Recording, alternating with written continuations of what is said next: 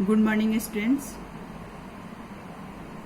Myself Dr. Kumari Anamika, Department of Psychology, Graduate College for Women, Jamshedpur. Today I start Semester 6, CC 14, Counseling Psychology. Unit 1 से nature of counselling के बारे में बताऊंगी। Counselling का मतलब होता है परामर्शन।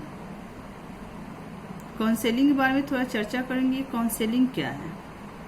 किसी व्यक्ति की व्यक्तिगत समस्याओं एवं कठिनाइयों को दूर करने के लिए दी जाने वाली सहायता, सलाह और मार्गदर्शन को काउंसलिंग कहते हैं। काउंसलिंग देने वाले व्यक्ति को काउंसलर कहते हैं। गाइडेंस के अंतर्गत काउंसलिंग एक विशिष्ट सेवा भी है। यह एक सहयोगी प्रक्रिया भी है।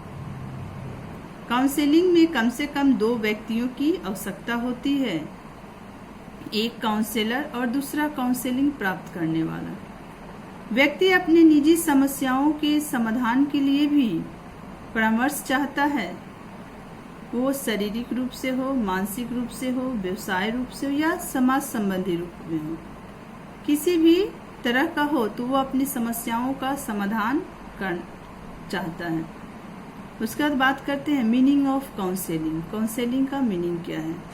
काउंसलिंग एक बहुआयामी प्रक्रिया है जिसमें अनेक अप्रोचेज एवं प्रविधियों का उपयोग करके व्यक्ति के व्यक्तित्व का विकास तथा उसके समस्याओं का समाधान करके उसके जीवन को उद्देश्यपूर्ण एवं संतोषप्रद बनाने का प्रयास किया जाता है।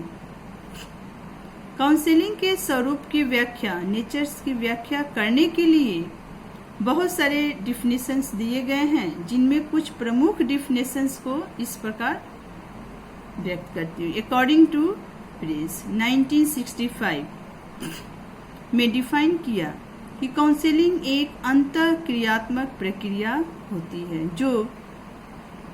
जो क्लाइंट जिसे मदद की आवश्यकता होती है तथा काउंसलर जो प्रशिक्षित होता है एवं वह मदद करने के लिए प्रशिक्षित भी होता है को एक साथ वो मिलाता है। इसी तरह Pepinsky and Pepinsky 1954 में डिफाइन किया। Counselling is a that interaction which first occurs between 2 individuals called counselor and client, second takes place in a professional setting, and third is initiated and maintained to facilitate changes in the behavior of a client.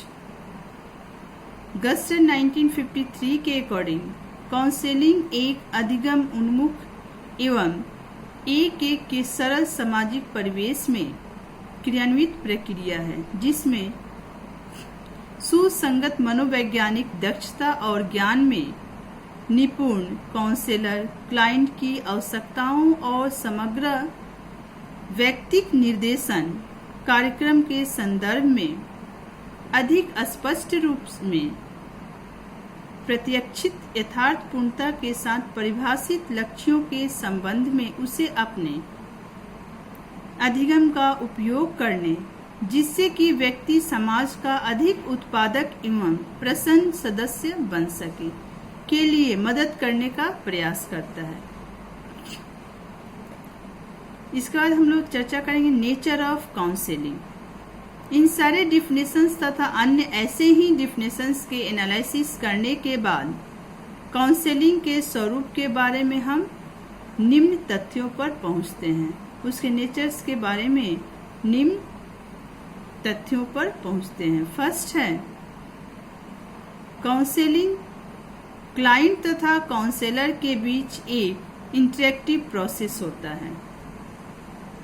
Second है counselling एक continuous process भी होता है, जिसमें कई अनुक्रमिक गतिविधियां सम्मिलित होती हैं।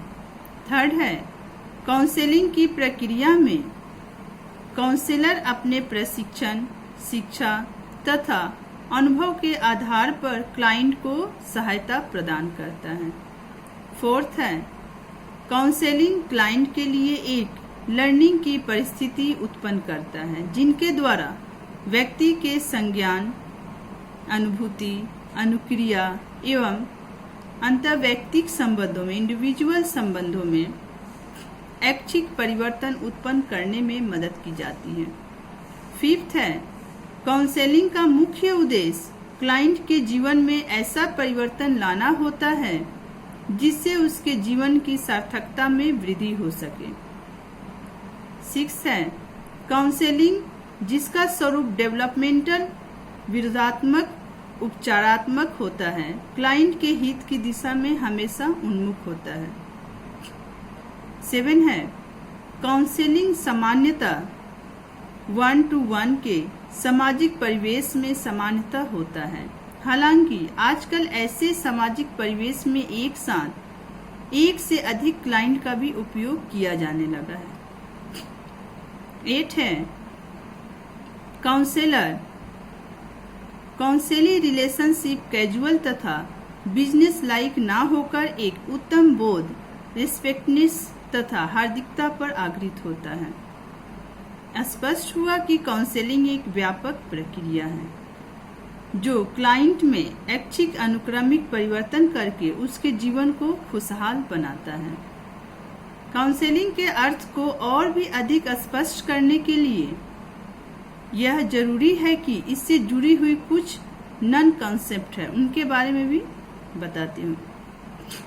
इन नॉन कॉन्सेप्ट में निम्न प्रमुख हैं। फर्स्ट है, काउंसलिंग में क्लाइंट के value, decisions, attitudes, believe, interest आदि को भी धमकी देकर या बिना धमकी के भी प्रभावित करने की कोशिश नहीं की जाती है। सेकंड है, काउंसलिंग में कोई रिकमेंडेशन नहीं की जाती है।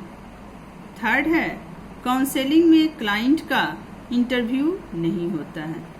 इस तरह से मैंने आपको बताया कि नेचर ऑफ काउंसलिंग क्या है। नेक्स्ट क्लास में गोल्स ऑफ काउंसलिंग बताऊंगी। Thank you.